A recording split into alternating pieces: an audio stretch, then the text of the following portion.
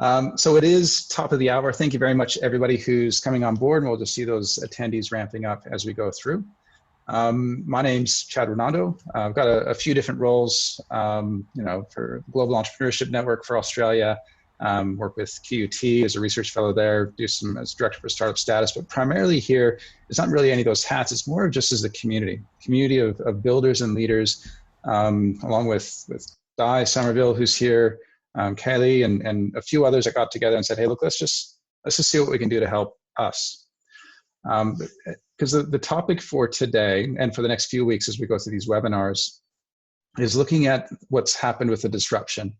And we have to be very clear on what did happen. So what we've had typically with the disruption, as we all know from innovation, what's happened to taxis, 24-hour photo delivery, the local video store. That took years, some of them decades, in order to happen in that disruption. What we've seen is immediately, overnight, as of midnight tonight, so many business models have just been completely disrupted. Anybody with an assumption of anything to do with coming to my physical space. And that's hard enough for the cafes and everybody out there, but now we have a whole industry that's put up around meetings and networks and innovation hubs and co-working spaces and connections, and all of these things now are saying, well, what do we do? And how do we help people that are being disrupted as we ourselves are looking on how do I survive? And a lot of the feedback we got from the last session, as we asked people, what are the challenges and opportunities? A lot of it was we need to look after ourselves just so we can look after others.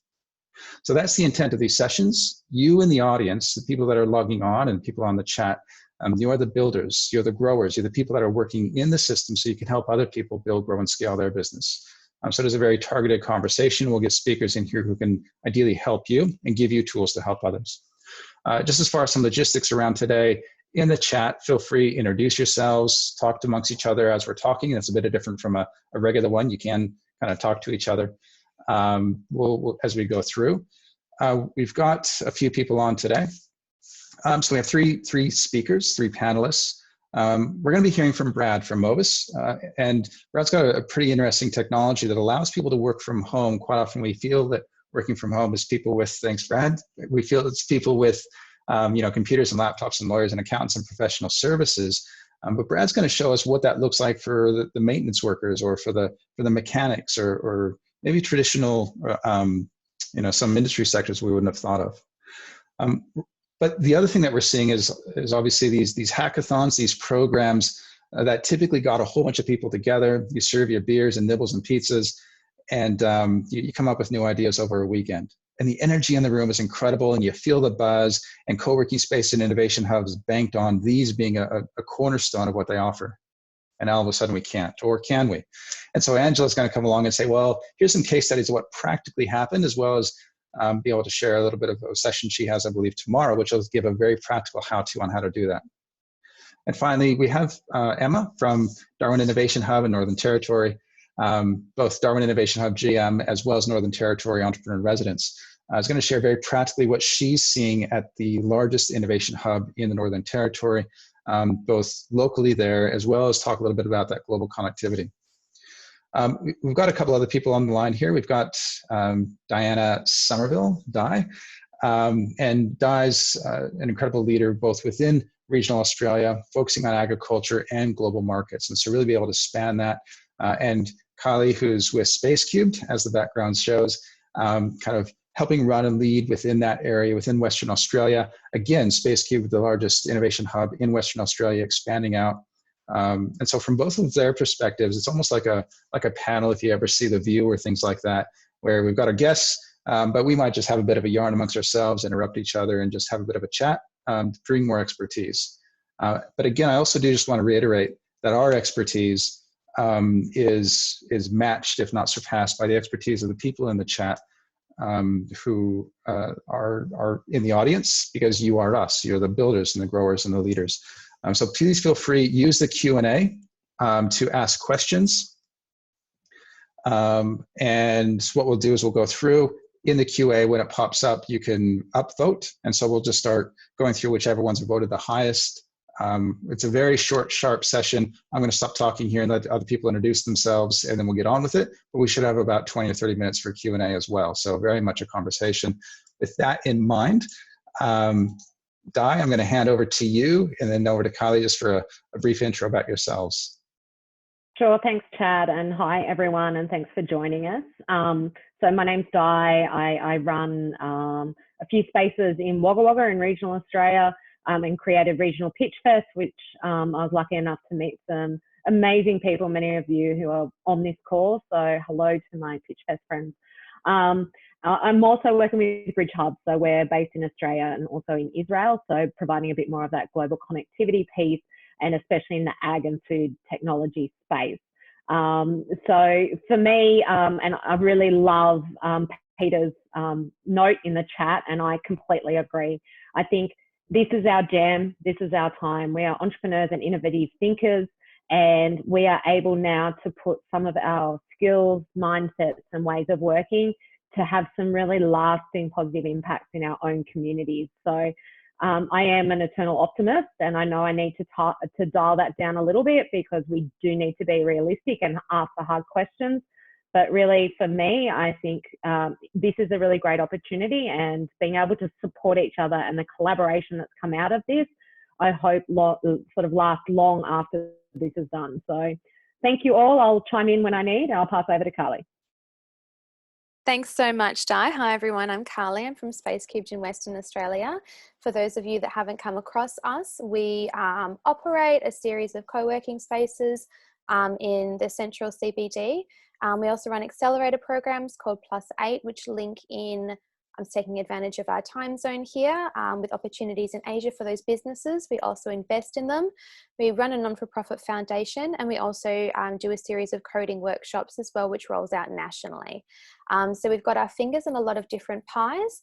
I'm really excited to be involved in this. We started diversifying our revenue streams through Space Cube 2 to 3 years ago, and not going to say that that's going to see us through this thing in its entirety, but I think it was a really great starting point. I think it's really made us value as well, what is community, what is co-working, what does that look like, and when that building disappears, what are you actually left with, and how can you support that ecosystem? So really keen to answer any questions and have those discussions here today. Awesome, thanks, Kylie. So we might just get on then to our first speaker, which will be Brad. And as I said before in the intro, what does it look like when we work from home, particularly within industries that are disrupted that we don't typically think about, such as the mechanical industries that are actually keeping our lights on, literally. So Brad, how do they do it? What do they do? I might just hand over to you for a bit of a spiel on what you're all about.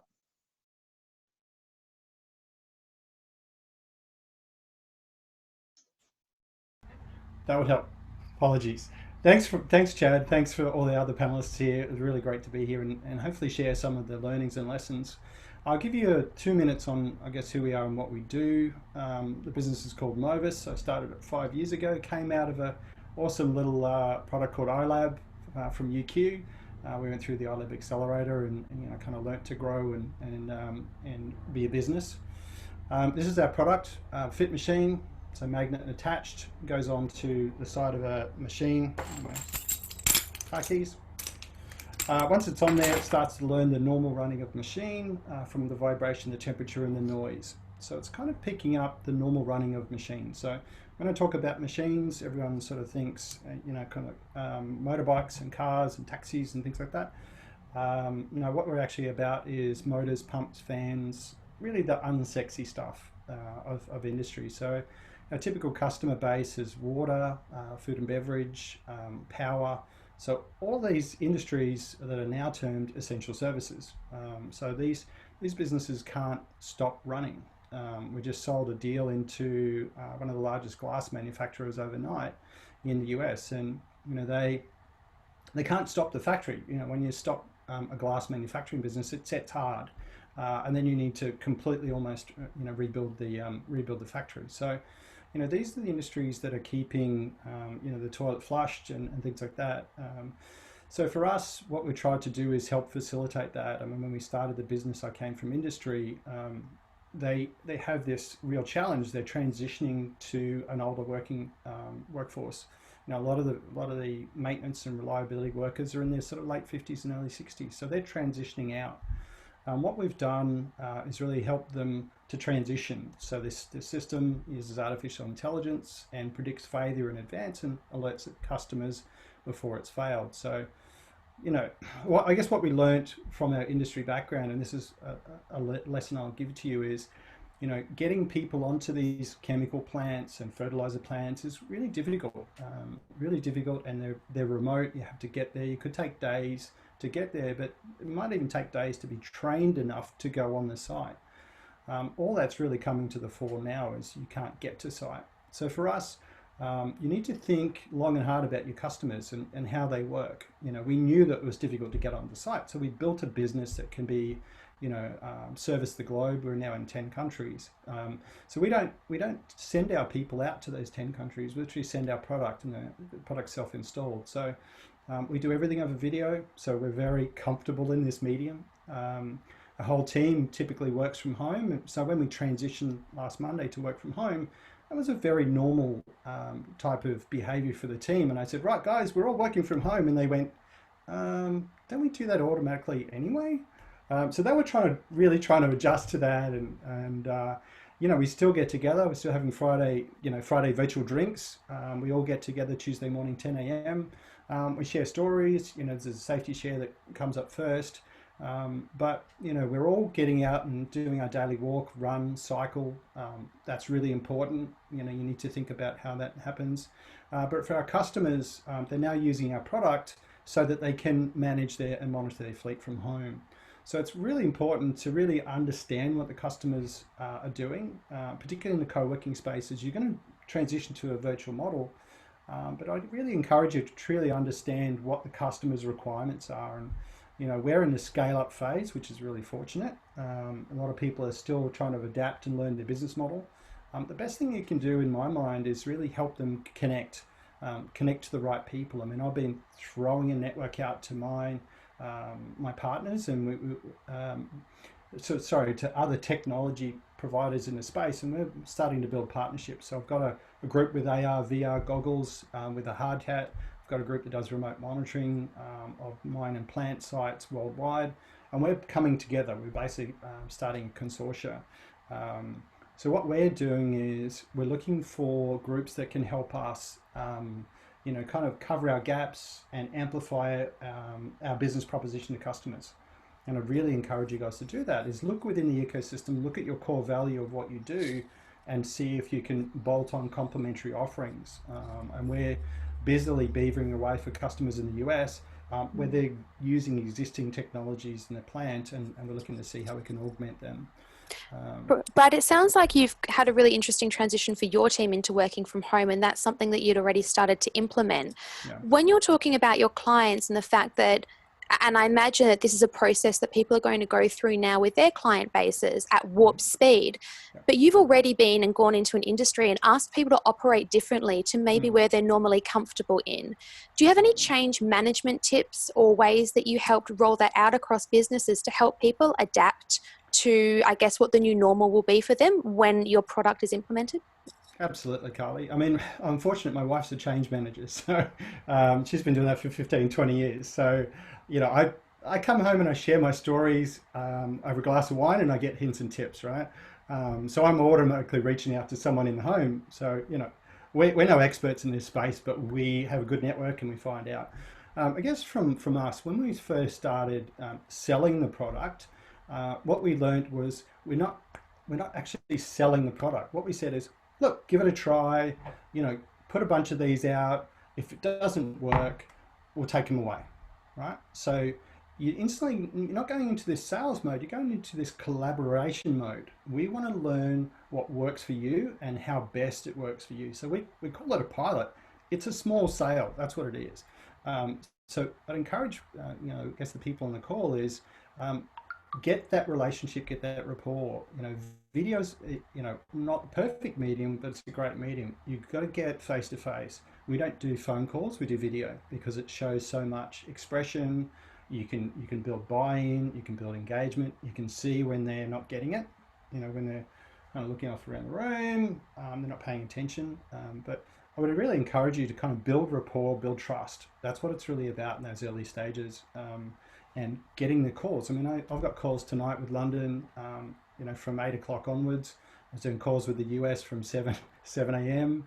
And I got calls from tomorrow morning from 6 a.m. So I'm kind of bounding those two time zones. You have to get flexible. I'll take a break after lunch, and I'll go do that.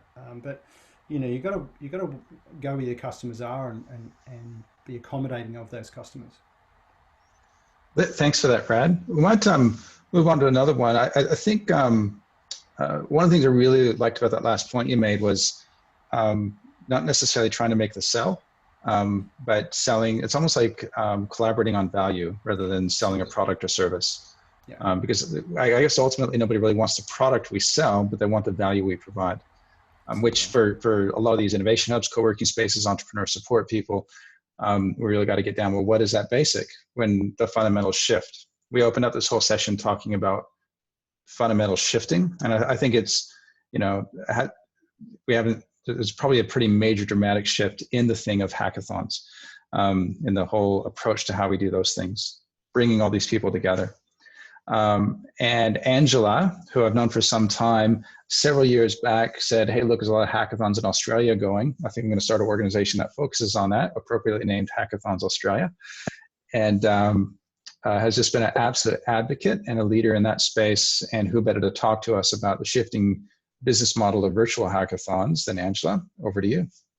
Great. So Chad, thank you for the introduction. And at the start, I think we alluded to that the great value of hackathons is that real networking face to face, as well as meeting different people, and that buzz and that energy is something that cannot be replaced by digital and virtual. And so now we're seeing three key trends when it comes to virtual hackathons. So the first one being more community driven. So someone needs to be at a virtual hackathon, needs to facilitate and drive that communication to ensure that everyone is on par, they know what they're doing, announcements are made and people know what to do.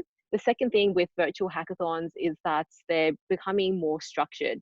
So normally at a hackathon, you can kind of just see where people are and understand where they are sitting, especially if they're going from problem phase to idea phase to minimum viable product and then minimum awesome product. But here we need more structure in terms of how do we form teams to make that structure, say a winning team, or how do we ideate together online? How do we set those milestones so that everyone achieves their goals? And so having these structures is really important in virtual hackathons. And the third thing is around quality. So how we talked about just before, events that 30% of people normally turn up. Traditionally in virtual hackathons, it's actually 80% attrition rate. But now that with coronavirus, it's actually becoming really interesting because more people are registering,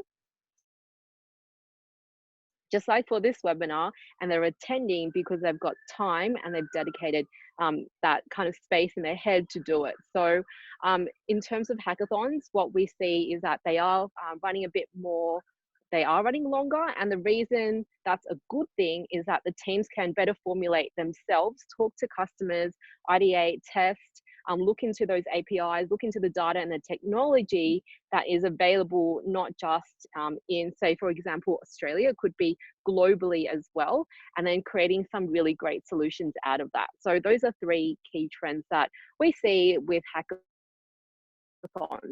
So with virtual hackathons, it's really busy time period for us. It's been amazing because of great tools that we should be using. How do we boost engagement for our people, especially if you're a people manager? That's really important. And then the fourth thing is business model. So how do we shift our business model so that we can test out what we call a diverse mix of revenue streams? And so with these opportunities, there's a lot of growth. And the great things about hackathons, maybe if I take a step back, is that a lot of people run strategic sessions, and that's understanding the big picture and the purpose. The second thing is more around forums. So people are talking and bouncing off each other, kind of similar to what we're doing here, having a panel, integrating Q&A in this, which is fantastic to gather information. And then we've also got kind of like online challenges where you put or grab ideas and conceptualize them. So hackathons in a nutshell is really great to putting those ideas and putting them into action and tangible solutions out of that. So I wanted to talk to all of you about 2 case studies that I've done, maybe because as well as running Hackathons Australia, I also work for an international organization called Schneider, and because it's an international organization, I've been needing to work internationally or with different time zones for the past 4 years. So it's quite interesting to see this transition on virtual hackathons. So the first one is we ran an innovation training program. Now this was only for people in Australia and New Zealand. And so we used a lot of Office 365 tools, things like Microsoft Teams, the ideation tab, and also Planner. Those were some really great tools that we had. And Skype was a great tool, as well as Menti.com, to boost engagement and get that interaction. A lot of the time when it comes to training program, having this structure is really important, and especially in an engineering kind of environment, people are used to instructions. So having that clear structure is really important, and that's what we learned there. Like obviously if there's a will, there's a way. So that's super good. The second case study I wanted to talk about is an online hackathon that just launched earlier this week called Hack Quarantine. So this was only started by 20-year-old university students, and they just said, hey, we just want to support the coronavirus and build solutions to help the elderly, people who are affected, and support them. So they didn't realize how big it would get. So right now they've had 1,700 people on their Discord. So Discord is similar to Slack, but more, I guess, development standpoint. From the 1,700 who have registered, they've got registered on DevPost. So DevPost is an online hackathon management platform, and you register on there to put in basically what you've created so that the judges can also vote on that. So that's a great platform. And they've also streamed, well, they are streaming around 40 workshops over the next 3 weeks. So in this, I guess, scenario, it's students organizing this. The purpose is to upskill the people who are participating at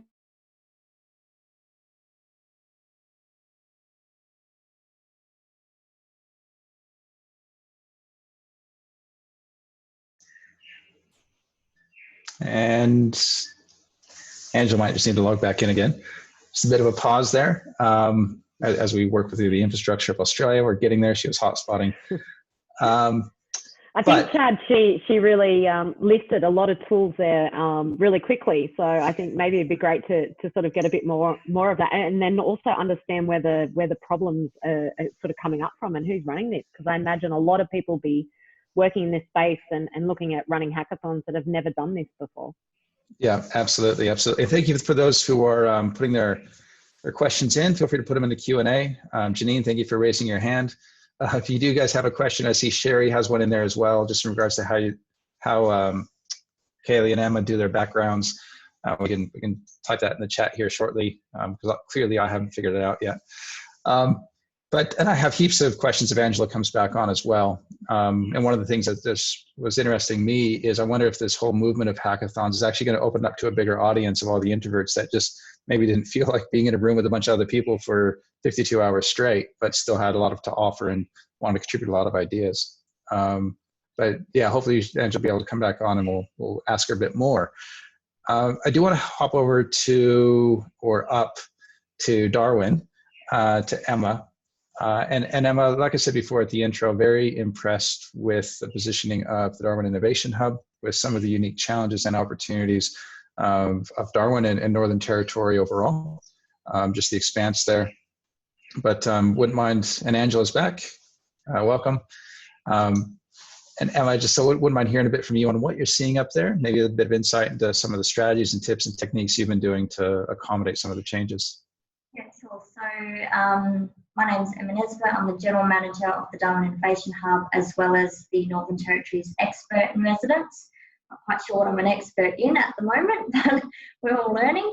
I'm also the Innovator in Residence for the Northern Territory's Department of Trade, Business and Innovation in the Business Innovation Program. We at the Hub here, we have a co-working space, venues and facilities, virtual offices, and obviously access to our experts and residents which come from around Australia in various different skill sets and industries. I guess whilst Brad and Angela have spoken more about practical tools, what I wanted to get across today is more on the compassionate side and really looking at ourselves as a business as well, so that we can practice what we are preaching to our clients and our startups and the ecosystem as a whole. In terms of what I'm seeing in Darwin at the moment, obviously we're a absolute hotspot for tourists. So obviously the first thing that was going to be affected from last week, and especially as of tonight, is our hotels, our accommodation, the hospitality industry. I know that one of the hotels has now gone down to a 5% capacity. A good friend of mine has had to let go over the last 24 hours of 95% of his workforce across 4 businesses, and that's a really tough thing to do.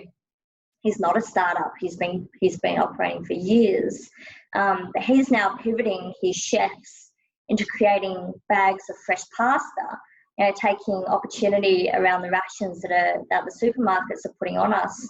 But he's going to struggle when it comes to a larger scale production. He is using this time to build a new business within his existing ones, essentially a backup plan, so that when business does have a slow time later on, he still has a stable income stream. Particularly here in the top end, we have what's called a wet season, which is quite slow because it just consistently rains and it's very hot, or we have a dry social and festive season. Fortunately, right now, it is the best time of the year. We are moving into the dry season, so it's going to hit us really hard because we've just come out of the wet and the slow where people don't work, and we really use our dry season to boost up the bank accounts, and now that's just really going to stop. We've also had a few clients that are members of the Hub who created products and services that were originally designed or intended for a niche market or particular use, and they're now able to take real advantage of this situation and understand that for some of them their product is an absolute perfect fit for right now. I've seen restaurants offer online codes to customers with their takeaway, which gives them access to a live stream of the band, so that when the customers go and buy their takeaway, they still have the sense of being able to enjoy that meal from their favourite restaurant and have live music at the same time. Cafes are moving to online ordering, and like we're doing now, meetings are moving online. And I also do recognise that when we do look at becoming digital, this can be really hard for some. We have a community of people that struggle with digital literacy, and we need to look at ways to support them so that they can stay connected and especially not get scammed by the horrible people in the world right now that prey on the vulnerable situations, and assist them to keep up to date. A lot of our startups are not young. They are 50 plus, and they didn't grow up with the technology that we have right now. So we really need to keep communicating with them. And it's simple things as well for the community, doing their banking, accessing Centrelink, talking to their grandkids and families. They're all self-isolating, but how are we checking on them right now? I know that here in the top end, my clients are already struggling prior to the crisis to find local manufacturers and producers, so that instead they're going offshore, China, Indonesia, India. That's impossible right now. But why? Why is the manufacturing industry in Australia not good enough? Why are we so heavily reliant on overseas production and manufacturing? We seem to have abandoned manufacturing in order to favour mining, but the manufacturing that we have left is dedicated to niche specialists. Niche doesn't create jobs, it's quick fix. Manufacturing is the sector that holds skills and capabilities and advances them to position ourselves competitively against the rest of the world. And if we're talking about innovation, it provides a foundation that we can grow future streams of products and incomes. right now is an ideal and opportunistic time to look at our alliance and our industry and come up with a plan to reignite manufacturing locally as well as nationally. Emma, it's Brad. Can I jump in on that one? Hot topic for me, big hot button. This little puppy here, it's actually got Made in Australia on it. Good. Right? It's the most complicated of its kind in its class. We're competing against multi-billion-dollar European businesses. It's made in Brisbane. We've got another manufacturer in Adelaide as well. There's no reason. You're at 59 cents in the dollar. Fantastic. It's too expensive to buy product overseas. Now's the time for manufacturing to come back. This is massive competitive advantage. That putting the manufacturers here and making it here means that after this is all, hopefully it's all said and done, we've now got a capability that's local, and if we can digitize it, I can make it here just as cheap as I can in China because it's all robotics, it's all automated. No reason why we can't do that here. You're absolutely right. And Brad and Emma as well, for businesses that are looking to pivot and find opportunity through this as well, I think it's really going to highlight having to close borders, what we do and don't have locally. When globalization is in full swing and we can access everything from everywhere, it's really easy to ignore what we're not doing closer to home. But this will really highlight it. And exactly as Brad said, for people that do want to buy Australian, do want Australian made and want Australian owned, now is when we're going to really see where those gaps in the market are occurring. Good point.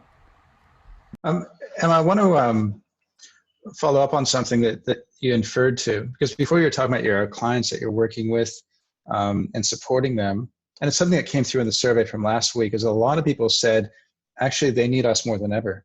Because when you think across Australia, like who, you start scratching and say, well, I wonder who could help me fundamentally transform my business model and help me through that process. And I would think it's like the people on the call here and the mass of the innovation ecosystem leaders that are out there.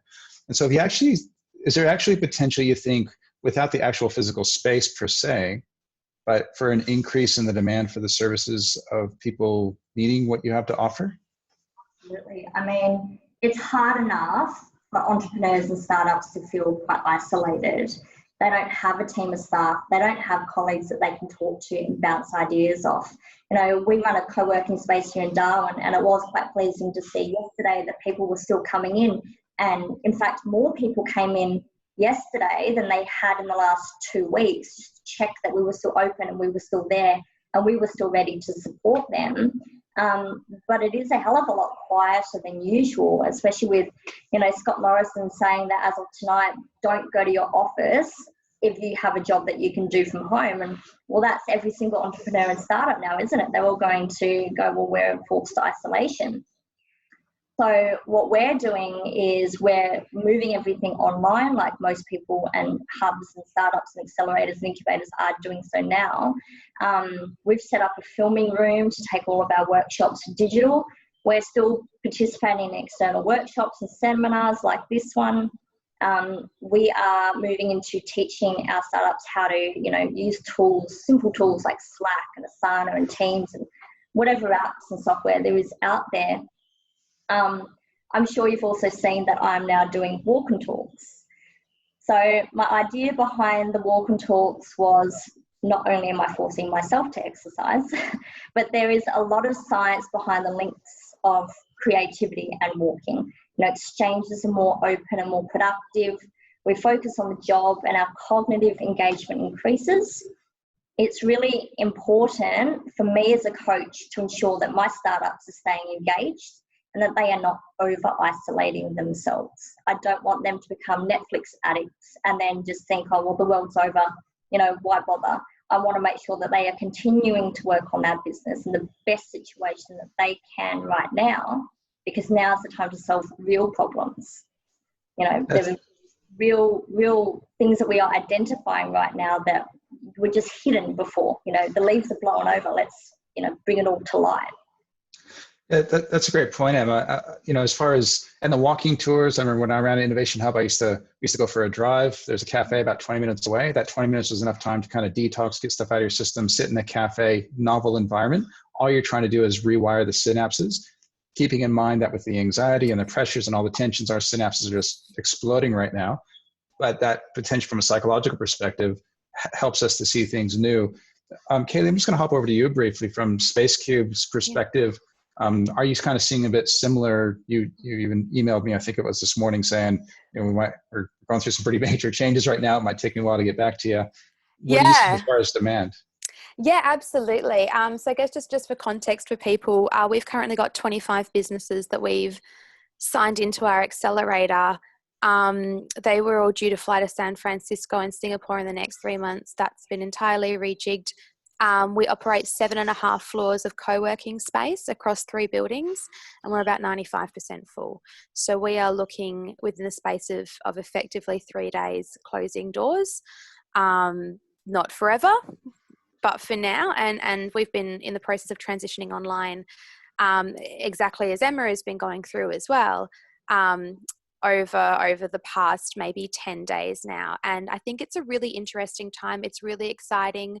It is truly time to practice what we preach. We talk to a lot of people. We all talk about future of work. I know I have spoken on panels and at conferences about the future of work and how we need to be agile and how we need to think like startups. And now I'm actually having to put my time and my money where my mouth is and do it once again, not just when we were establishing the business from scratch many years ago, but we are having to look at going through those stages once again, but with tight time frames, and as well at a time when everybody, whilst they are trying to transition online, we all run the very real danger of oversaturation as well. There can be too much content. It can be overwhelming. What are you doing that is adding value and not just noise? And I think that everybody here today has all referenced at some point when they've spoken about letting your community guide you. We are facilitators in this as co-working and hub operators. I think the best way it was ever told to me as, you're not the white knight, you're the horse. So you don't get the glory. It's not really your wins. You are facilitating other people into achieving their goals. But what I think we're going to see from this as well is a lot of longer term changes. I think Emma made a really good point there with the walk and talks and things like that. That doesn't have to change in 6 months. This is a really great opportunity for us to see what works. Which meetings really could have been emails? Do you need to do that job face to face every day? Does it need to be a 2-hour whiteboarding session? Can it be a shared Google Doc? I think that we're going to see a lot of things that impact productivity, how we look at staff, where staff work from, hours staff work when schools close. We're all going to have team members, colleagues, clients who can't work a typical 9 to 5 because they have at-home childcare duties now. What are we going to do to work with them and around those other obligations, which are equally important? And I'm really excited. There are some short-term things that we need to all implement. Hopefully next week, I'll be able to talk to you all about a campaign that we're putting together called Adapt, Don't Stop, which again, I think links really heavily back to what Emma and Angela were talking about, how people are shifting their mindset about how they can keep operating their businesses through this time as well and finding opportunity. But that only needs to be a process and a support network while this is going on. But the other side is that we should all look at as well for those longer term strategic opportunities for things that we don't need to change. For example, we've realized that a number of our team really can work remotely, like permanently. We're only in week 3 of this sort of working remotely thing for my personal team. And to be honest, I don't know that when this is over, everyone will do so much time in the office at all. I'd be really interested to hear what the rest of the panel is experiencing for things that they think that they might hold on to longer term. Yeah, Kaylee, that's a good point. And I'll just do a quick shout out there. Thanks, Tessa. Kaylee, I think you just grabbed the quote of the day. You're not the white knight, you're the horse. So that's great. And you raised another point that came up in last week's webinar in regards to focusing on our core. That's something that you just mentioned in again, and goes back to what Brad was saying in his conversation of saying, what is the core thing that we offer? And again, quite often it's not the product, it's not the space. And when I used to do surveys out there to innovation hubs, both my own and as part of my research, physical space was always the bottom on the value propositions. People want the mentoring and the networks and the connection, but what do we spend the most money on? And quite often what do we put the most emphasis on is the space. And so you're right, it will change. Now, Darwin Innovation Hub is the biggest innovation hub in the Northern Territory. SpaceCube, the largest innovation hub in Perth and WA overall. A lot of people on the channel are going to be watching this afterwards, maybe in regional hubs, and maybe they are the very largest innovation hub in Bundaberg or in Wagga Wagga or in Widgel. And so it's a different concept out there. Di, I want to just hear from you briefly on the regional narrative, because you've done a lot of work in regions, and you've, from Simone down in Wagga Wagga to Katie over in Bunbury, like you've been pretty close to the stuff. How do you think this changes for people? Is there any difference in regional areas? Yeah, thanks, Chad. And look, I completely agree with the sentiment that opportunity will come out of this. But I think also too, the great thing that we have in the regions is that we have been working really remotely for a long time. So there is this skill set that sits within the entrepreneurs that are in your network regionally. And when I think about that, I think about our entrepreneurs mainly have, they have the computer literacy, they understand shifting a business, moving it online, what they've got to do, what tools and resources are out there that they can use with, sort of getting some business continuity through change.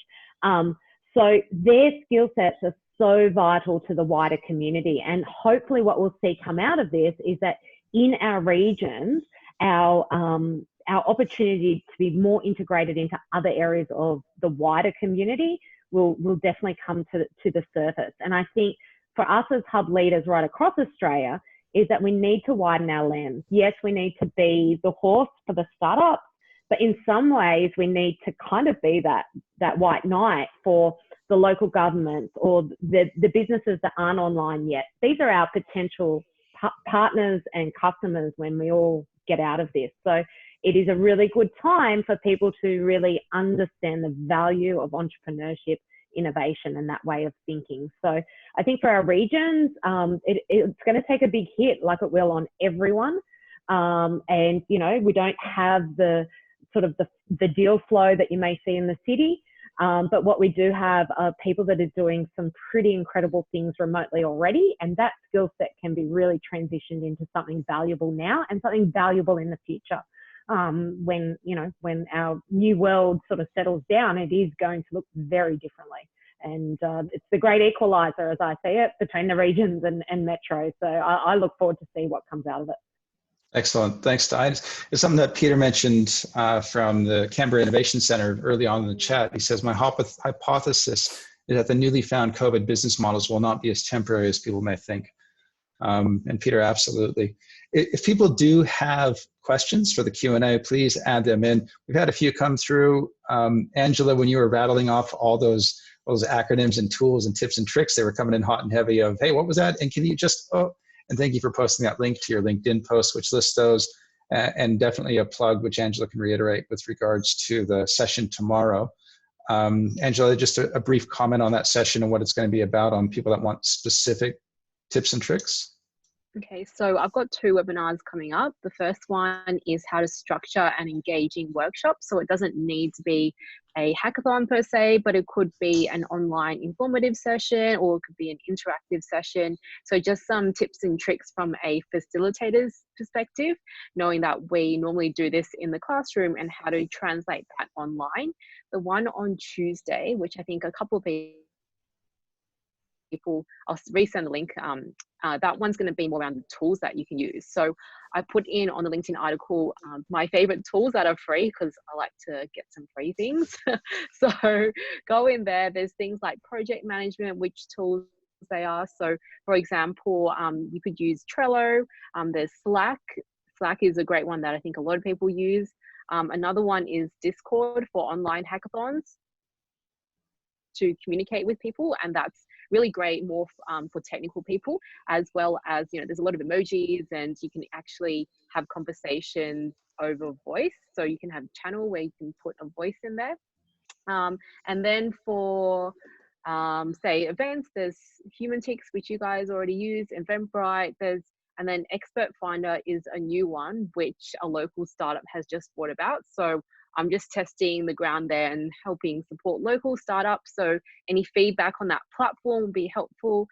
And in terms of management, hackathon management, I think there was another one called Dev Post. It's kind of like developers posting, and that's all around you registering yourself and your team to a hackathon, and then you use that platform to submit your video or your GitHub link or whatever resource or product that you produced, and then the judges go onto that platform to judge, and then you can determine the winner. What else is there? Yeah, I think that's it, but I'll go in depth on Tuesday. Yeah, excellent. Thanks for that. Yeah, and we'll send out those links. If they're not working in the chat, we'll send those out after, just a bit of a recap for you guys, along with the link to this video. Another comment in here, and please feel free to ask any additional questions in the Q&A, just to keep those coming through. One of them from Janine, where she mentioned 3D printers should change something in the near future, especially if recycling tailors to produce materials for the 3D printers. But we are seeing people, and I know in a separate Slack we have for innovation leaders, which everybody on this channel is more than welcome to join. Australian innovation leaders, we've got about 400 people in there just chatting away about these kind of topics. And the role of hackerspaces and makerspaces is coming up as an opportunity. Brad, I want to just throw it over to you for a couple of things. As you think about the innovation ecosystem and our capacity to adapt rapidly, potentially for the hackerspace, makerspaces to be able to come up with new ideas, even during lockdown, they could potentially sit there in their shop alone and do their shtick. But also, if people want to support your work, and if they have clients out there that are manufacturing that may not know about you, can you also just speak to how they can get in touch with you and engage? Yeah, absolutely, Chad. I guess there's two questions there. In terms of those ecosystems and makerspaces, I think your audience just went from here to here. You've just got 10x. And the reason why I say you've got 10x is you've got a bunch of businesses that, a couple of panelists mentioned, that have been in business for a very long time. They might have been in business 30 years, and they are manufacturers that have had to have physical people in that space, and the whole digital world's probably passed them by a little bit. There's probably machines that are now digital, but they don't know how to rethink their business models. They don't naturally have that entrepreneurial mindset, about thinking digital, thinking virtual, getting electronic on all their paperwork. I'm just looking at contracts. I've just got contracts coming in today, and they're still paper. I've got to print them. I've got to sign them. These are people that have, I hope you didn't see the name of the company on it, but that's okay. What I'm saying is the maker systems and innovation ecosystem, your audience is this big now. There's 42,000 manufacturers in Australia. Those businesses need to rethink their business models. Who are they going to talk to? These are the opportunities I think you have in talking to these guys. From our perspective, hit movis.com.au. You can contact sales or allow us to contact you. We've been working with the Australian government, Australian Manufacturing Growth Centres. My father used to be a manufacturer. He made gold jewellery. And unfortunately, 1979, the gold price went like this, rocketed through the roof, and he went under. He couldn't, there was a situation where his machines broke, he couldn't get the spare parts, and he had to declare bankrupt. And, I've been through that. My father did that when I was basically 10 years old. We know the difficulty that puts on the family, puts on the strain of the relationships, and puts on the kids as well. So if we can avoid machine breakdowns when they're critical, they need to run, then we'll do that. Just hit our website, forward us through. AMGC have worked with us. We've got 50% off. They're literally funding that for small to medium businesses, so they can get our product for half price. I can get it for 4 times that in the US, thanks to the currency. But we really want to support, local. We manufacture locally on purpose. All of our team are in Brisbane, and we support a global organisation. But if you see businesses that are struggling and need to keep machines up, then by all means hit our website and ask us, where we can help. Yeah, that's great, Brad. Thanks for that. And you mentioned a couple of things I'll touch on briefly. One of them is just the personal impact of what we're going to be experiencing. Like within the innovation ecosystem, quite often we talk about how businesses need to transform and they change. but we're talking about like this is going to affect real people's lives. Like actually looking at the percentages, it can get quite, well, you can get scared, and fear comes through quite a bit. At the same time as I'm trying to keep myself alive, I'm trying to keep my business alive. And one of the questions from that came through on the chat is, how do we find ways of breaking through the noise? And I'm just maybe in another round, if there's no other Q&As that come through here, all of a sudden we have the biggest brand that the world has ever seen enter the market. COVID is bigger than any McDonald's, it's bigger than any Coke, it's bigger than any marketing spend you could ever think. There is absolutely no story that COVID is not in right now. Even the Financial Review, which is quite often just an economic paper about all different aspects of society, everything's about COVID-19. And oh, by the way, I'm trying to do a startup and cut through. So unless I do COVID-19 for document control, COVID-19 for, or switch that around, maybe across the panel as a close to a last question, how do we support both our entrepreneurs and innovation hubs, also in a market flooded with events like this? How do we cut through? What's that look like? We need to, as some of the other panelists have said, look at, we are the leaders here and we need to be practicing what we're preaching.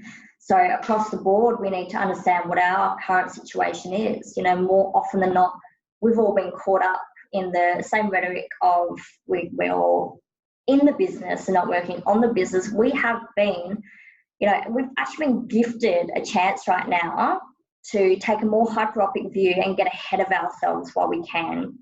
I would say there's three things that we do. If we are going to react, how are we going to do that? What are we going to do to create an immediate fix? Or are we going to pause? What do we need to do right now to survive? What are the opportunities in front of us right now by which we can grow? And what can we do right now so that when and if this happens again, we are more prepared? I understand that it is hard to predict the future. It's nearly impossible, but what plans can we implement so that when we can react faster, also that the blow is not so dramatic next time? Communication is really important, being open and honest and completely transparent with our clients and our customers and our ecosystem, our staff, colleagues, our families. This time is really difficult. Let's not brush that over. It's hard, it's scary. There is a lot of uncertainty that no one can stand up and say they know more than the next person right now. It is really important to be supportive. No one's doing this alone. We are all trying to get through this together and to understand and come up with a plan to survive as a complete ecosystem together.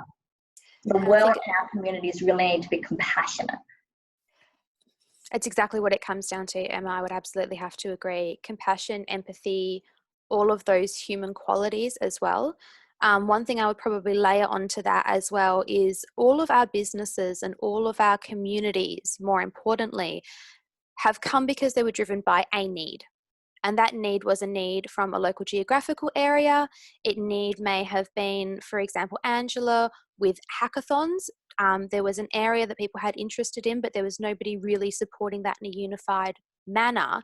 When we're looking now at how do you cut through the noise, your business was established because there was a need, there was a driver, and there was an area that you could add value. I would encourage people to consider what that is and return to that now. Take that lead from your community. They are with you for a reason, and they are with you because you are doing something that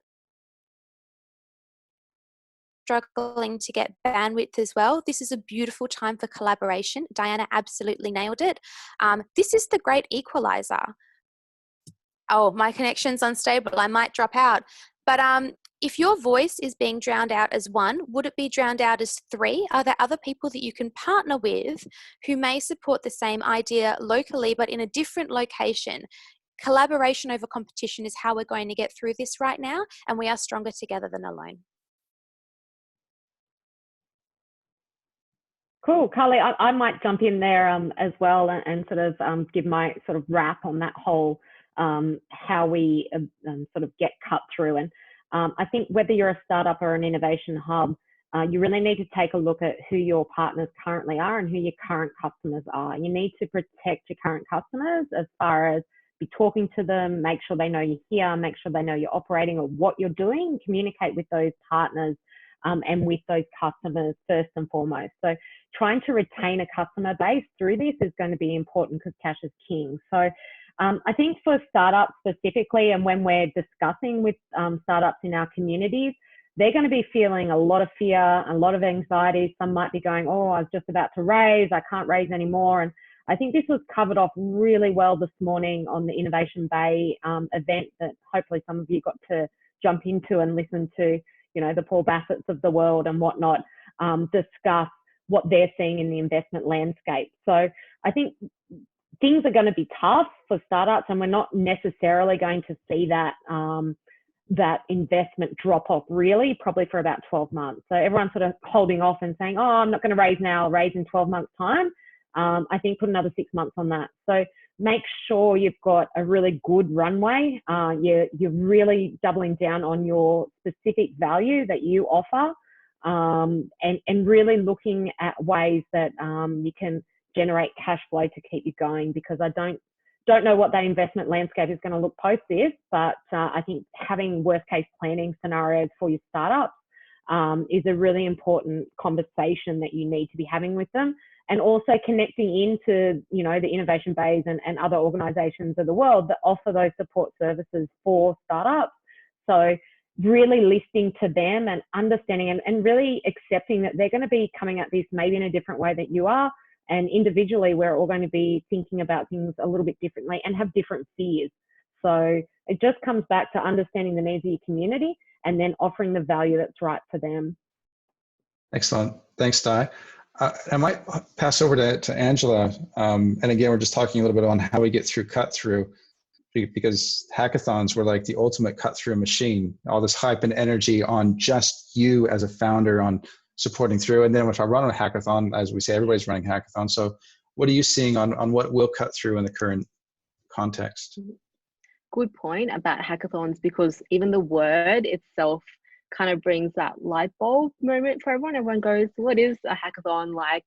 Should we be scared or should we be excited? So I guess for me, my fresh tip is to be fresh and current, and actually like don't be afraid to be bold and make those statements, because that's how you're going to cut through. A lot of the time we might, you know, you could call something like, for example, I've changed my title to be the International Innovation Hacker.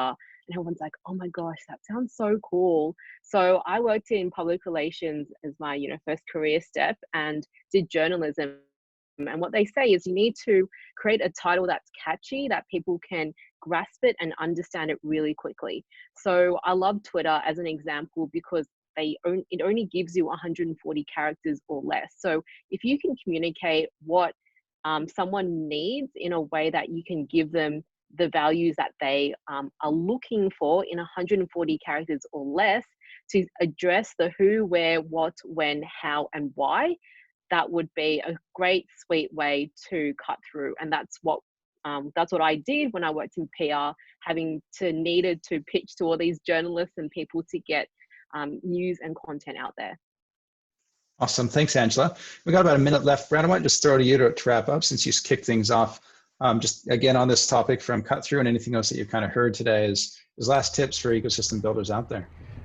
I guess we started off, Chad, thanks for letting me wrap up. We started off trying to understand that we need to communicate more. We need to get our customers front of mind. We need to understand the value we're delivering. We really need to focus on that. And, you know, I think hackathons, getting a big group in a room, doesn't happen anymore. But I mean, last week I spent the whole week communicating with all of our customers. I rang and spoke to all of them. I spoke to all of my investors, and on a daily basis I speak to all my team. And this thing gets a bit sore after a few hours, but you can't over communicate in times like this. You know, people are feeling nervous. You know, they've got pressures outside of work. Investors have got pressures as well, high net worths and VCs. You know, they really want to be communicated to, but they really want the facts. You know, don't gloss it over. You know, tell them it's going to be hard, but tell them what you're going to do about it. I literally built investments, forecast scenarios for my investors, and I said, this is what it's going to look like. Here's 4 scenarios, but I've thought it through. and talk with them, discuss with them, and it's all your stakeholders. If you can go back to understanding their wants, the needs, and how you can service that, that's going to help determine what your new business model is going to look like.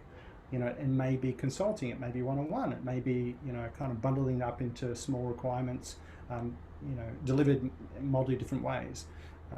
But I just encourage everyone to communicate, empathize, and really like the discussion today. I think we really covered all those key points. Excited to be here today. Thank you.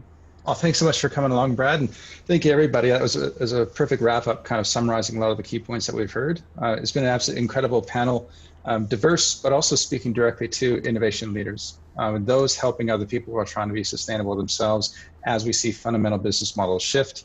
What does that look like? But again, in my mind, there's no greater need than for the people that are watching this video, for the people that are attracted to these kind of things. If you want to continue the conversation, in the chat, I've put a link to a Slack that we've created for innovation leaders. There's a lot of Slack communities emerging. This is one of them. We've got about 400 people in there, so it is pretty heavily curated. So we, you know, currently the only way to get through there is through me as a bit of a point of entry, or if people then invite other people directly, Di and I moderate it. So we're trying to keep it kind of focused on just us and our tribe. So encourage you to do that. We're going to be sending email after this. But again, I just want to say thank you so much for the panel. Thank you for my co-moderators. Thank you for the questions that you came through. And Thor, I did see that question with regards to the role of government. And that sounds like a perfect one for our next session on what is that integration now with government? What does that look like in the new day and age? We might hold that off till the next webinar. Thanks, everybody. Big hand clap. Take care and have a good one.